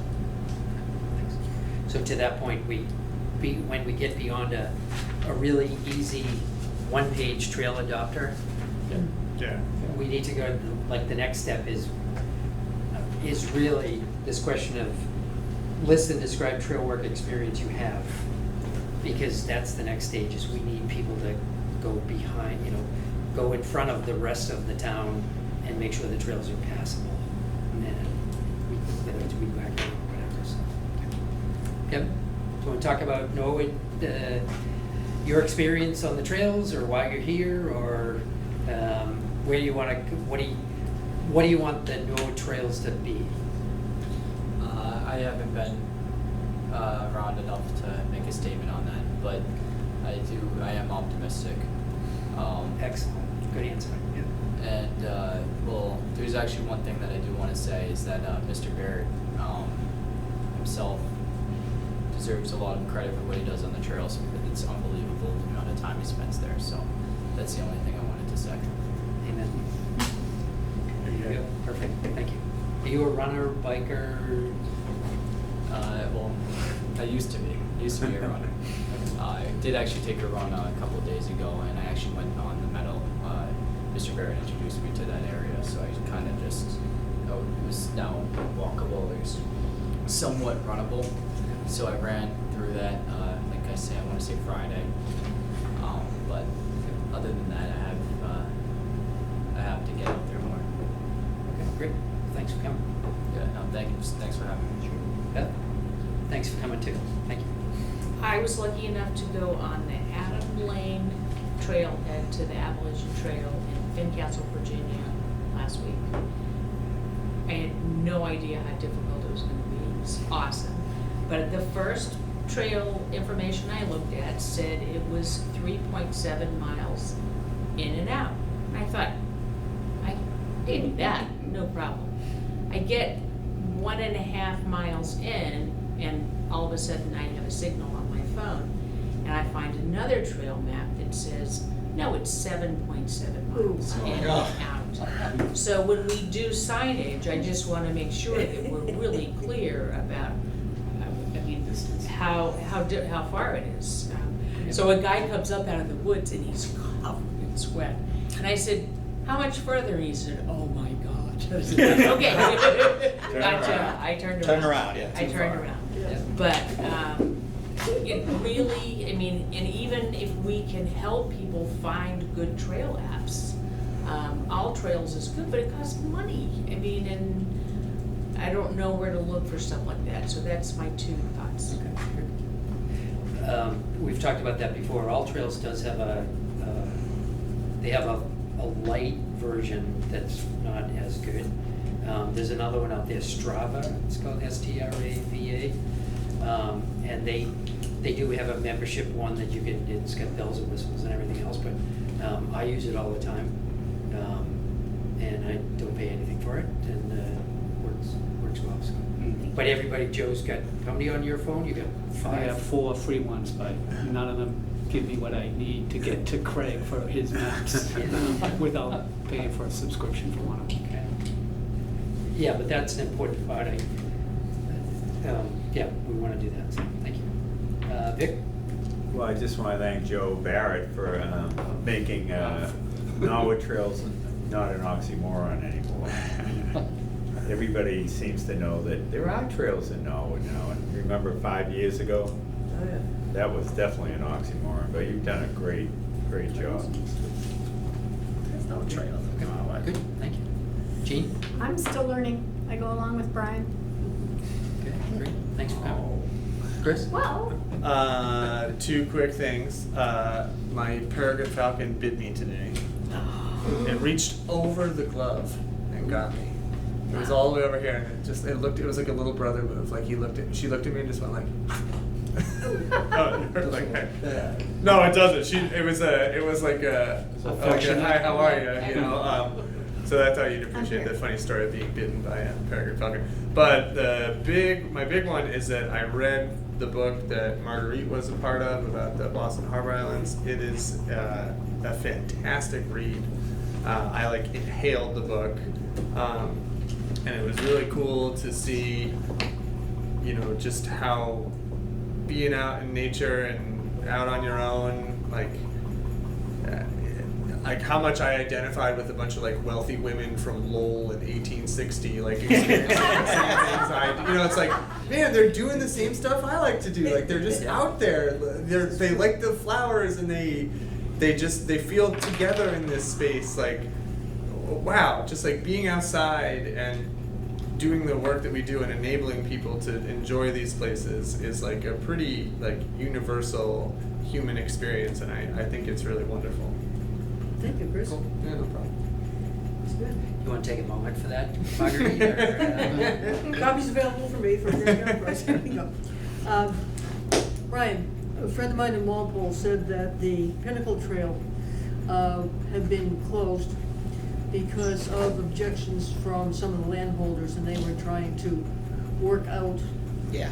an agreement. No, I figured there's one place where One there's a guy, big red Tom snow Brady. fence. The guy at the end of his property doesn't want to give the right of way along the river. Yeah. So it just stops. We had to turn around, come back. That's You basically. we can, and for discovered future this. reference, you can like go up and around and find some I semblance of did, the trail. I went back and I went on Google and Yeah. I did find there's a cul-de-sac entrance like hidden, Yeah. you know, Yeah. in somewhere if you're really looking for it, where we could have gotten it to get back without having to double all the way back. But, you know, I was home by the time I figured that out. So we ended up going back through the prickers and slipping on the logboards and Yeah, that trail really is very overgrown. The other thing is, I'd like to go on the Ellis Pond Trail from Nickel Street, take the dog there, and it's a nice short walk. And especially as I was rehabbing from knee surgery. But be aware, if you're going up that way, they're repaving the street and they have heavy equipment parked in the parking lot. Oh, no. So they've got a couple of, you know, my grandnephew can tell you what kind of equipment it was, because when you're 3 years old, excavators Oh, yeah, it's big. it's different from other things, but, large pieces of equipment in the parking lot, go someplace else for a week, you know. And I'm sorry, this is on This is on the Nichols? Nickel Street Nichols, side, okay. of Ellis Pond Trail. oh, really? That little tiny parking lot? Yeah, With little only tiny 4 parking cars? lot They've has got a lot of big construction stuff in it. Wow. no carpet. You can fit a Prius in there. Yeah, Very good. okay. Is it? Good to know. What is does it have to do with the water construction or? No, they're repaving that section of the street. They're also putting in. got it. Okay. All right. Bricks or cobblestones in the middle of the street as a divider, and they're putting in, curbstones. Oh, okay. Someday they'll put in a sidewalk too. Someday a bike lane too. Yeah, Yeah, it's more or less one. I won't hold my breath on that one. Yeah. Bike It's lane? more or less already Good. there. that's it. Thanks, Marguerite. Right. I got nothing. Okay. Where's your next walk gonna be? Well- In Norwood? As long as the weather's nice. I mean, the past month, it's just, I'm not going out in the rain, I'm not going out in this heat, so, I don't know. Where do you like to walk? I'm off in another town. Okay. That's okay. They're still You walking. can tell us talk. what signs and what things work Talk. well, and we'll Yeah. reapply. Where was the last walk you took anywhere? This weekend I was in Vermont, we went up Bolton Mill. Oh, great, yeah. Okay. Great, great. Patty and I hiked Peswick Park. That was the first time I saw it since it's been redesigned, and looks nice. It's It's little things.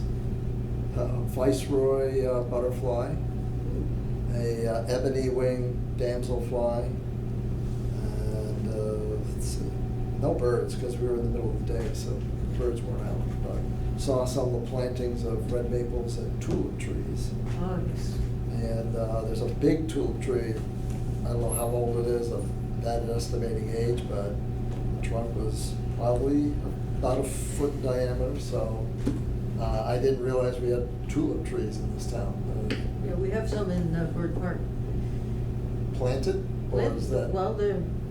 I'm trying to determine if this one was a wild one. There's some of the wild ones on the back trails in Bird Park. And the tulip tree doesn't bloom until it's at least 20 years old. Okay. It's gorgeous. I'll look forward to it. Remind us. It's a nice little, we didn't go to Norwood Gardens. The trail is getting overgrown there a little bit. Oh, okay. You can pass it, but it's weedy and some of the branches are falling into it, so. Good.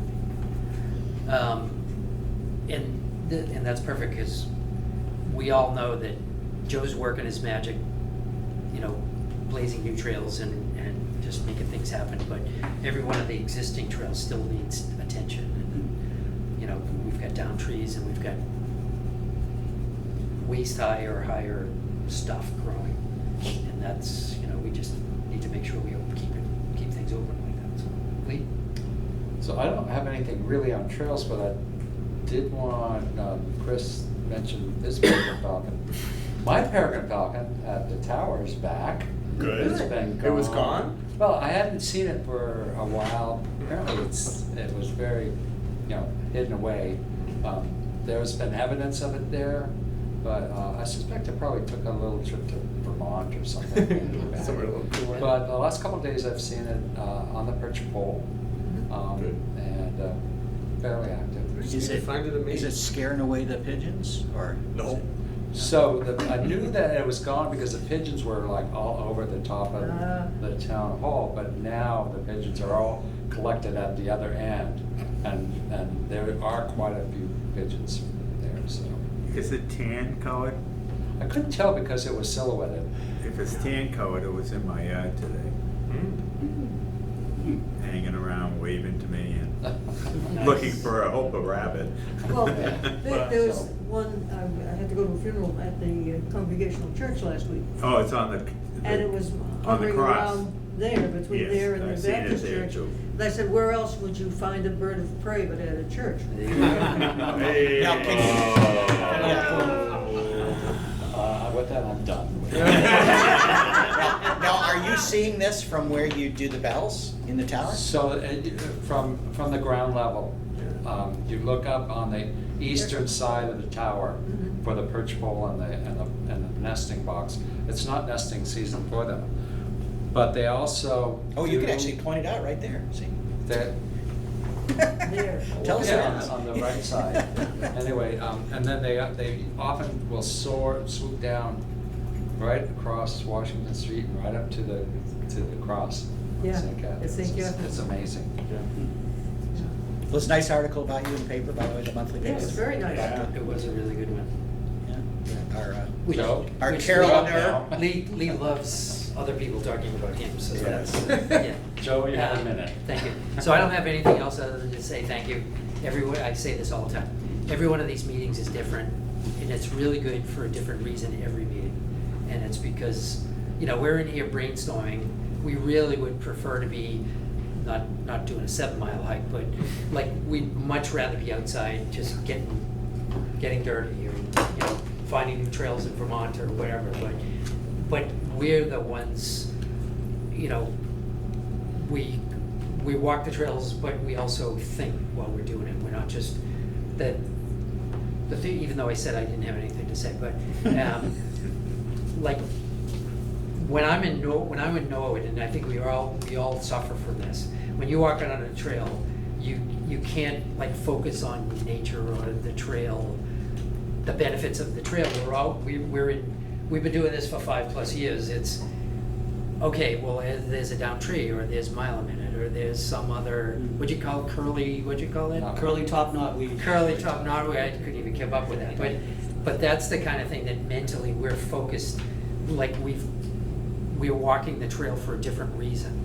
So I find myself, I went to Moose Hill last week, I was talking to Chris, I went to Moose Hill last weekend because I find myself needing to leave town to Yeah. enjoy a walk, like to mentally check out.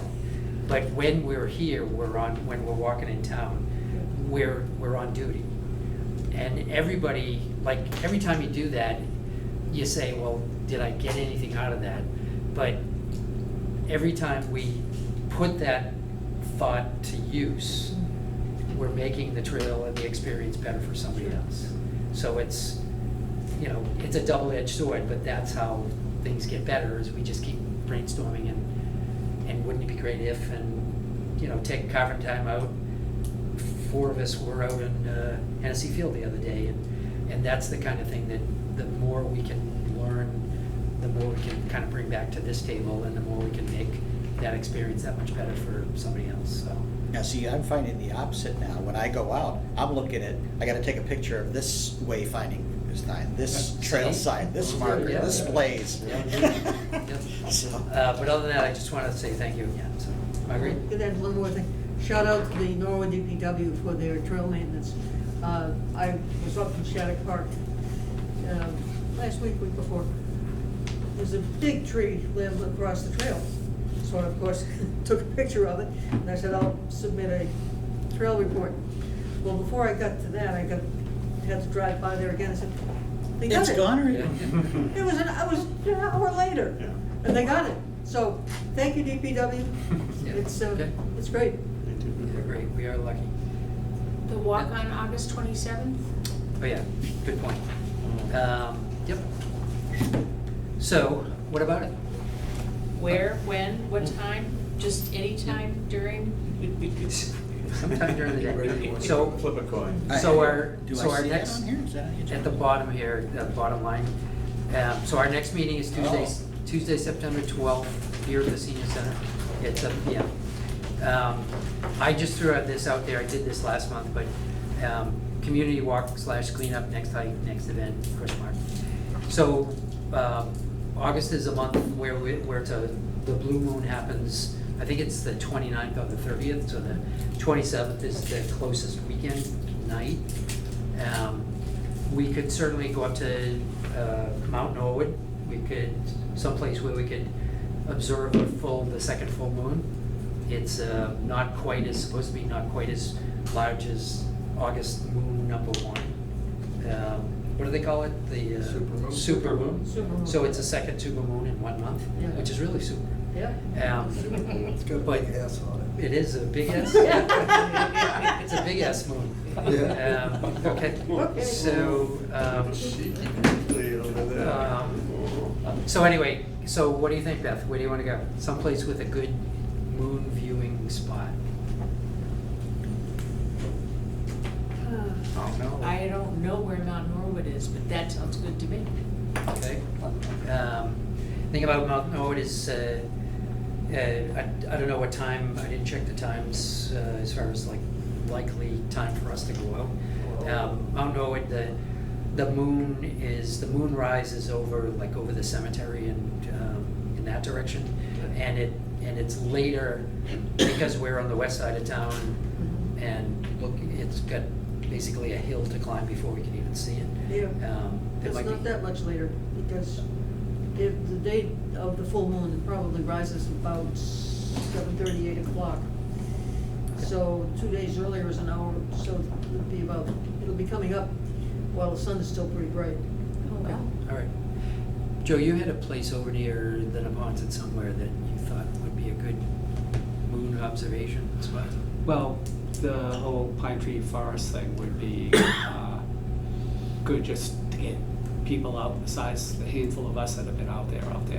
At one time we walked, there was a rainy day, so we didn't get a big turnout, and the turnout we got, that weren't committee members, were a lot of the regulars. But I'd like to get the people who live really close to there, like Noah Garden out there sometime. But nighttime probably isn't the best bet to get that return on that effort. Plus, mosquitoes down there that, you know, it'd be great for a full moon because of the, you've got the power lines and everything, Yeah. but we're probably better off waiting until the leaves are off the trees, making Yeah. that a fall or Okay. spring. Harvest. The other thing about Norwood is you'll get some breezes up there too to keep the bugs down. If there are bugs. Yeah. We did a full moon walk there 4 years ago, maybe? Well, it was the weekend before COVID. It was hit. just before COVID, right? Yeah, really bad. But March. we probably had 30 to 40 people, and it was a great Full on family. any mosquitoes, yeah. Yeah, and it was a great family. Did we have a hike in July? I was sent an email because I thought, the weekend that I thought we were gonna do, did we do a walk in July? Kind of. That's the day we walked, Yeah, there were 3 of us, I think. Yeah. We we walked at Country Forest. It was more of a. Oh, okay, I just, not one of the It was community day ones late, where you too. announce it. Yeah, I didn't That was see the it. day the mosquitoes came out. So- Yes, yes, it was. So, All right. so let's do, so, Willett School? so because Beth is forcing us to actually address this tonight. Willett School? So, We don't wanna walk all the way from Father I Max? do. So Might when- be nice to walk all the way from Father Max. Now, I What do would have a they question do though. Here. Would they do? Does the moon look as Wait a good minute. from the? uh, No, I think we should all meet at the same place. Either Father Max or. So, yeah, so let's say we'll meet at the Willet, let's say we'll fine tune the time. Just, Approximately an hour and a half to 2 hours before. Sunset there is 7:30. okay, So 5:30ish.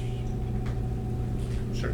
okay. Because Does the it moon really will be take rising 2 hours about to get then. up to Sure. the No, mountain? it doesn't And take it'll that take us a long, little while to but it get takes a out there. while to Yeah, and you collect still have some and get daylight everybody saving. together. So get up there and make it. Yeah, I'd wanna do it after All dinner. right, so the Willet, we'll meet at the Willet School at what time? 5:30. 5:30? Cool. Okay, and we'll try to be up there, we don't wanna be up there too late at night, but, Well, sunset's 7:30, so 8 o'clock it's gonna be, Yeah, people will that'd be be about out. right. Fine. okay. You say 5:30? And the moon is bright enough that we can find our way back down without, Yeah. Assuming it's Torches. not totally Could be overcast. cloudy, Yep. Got it. yeah. Yep. Okay, great. But if you go Thank you. on Thanks, that Ben. Thanks, Ben. light department Thank path, you. that's pretty wide, so. And there Yeah. aren't there There are some streetlights lights on out there, yeah, there's some streetlights on that trail. Yeah, there's streetlights on there. Yeah, Yes, there are. at least It's a- on the. it's a street. It's from Willett to Winter Street. Okay, and at any given time, like, Oh, yeah. with the, so this walk, we'll make it a community walk, like we'll post it on Facebook and social media and just let everybody know. And it's a really good one because we don't have to get, access from any third parties, so it's kind of 8 items or less, it's a really easy one. Oh, you see me. And, so we'll go from there, right? Somebody tell the cops so they know. We will, yeah, I always do that whenever we take a walk. I'll entertain, and the DPW. I'll entertain unless somebody else, anything else? right? motion to adjourn. Okay, motion to adjourn. Do I have a second? You Second. don't even need a second, according to Robert's Rules of Order. Okay, is there Robert here? Vic, was that you? That was me. Okay, good. All those in favor? Aye. All those Aye. opposed? Unanimous. Thanks again, Norwood Community Media. Thank you all, Thank you, and Chris. Oh, thank you to the community. thank you to town. Thank you. Thank you.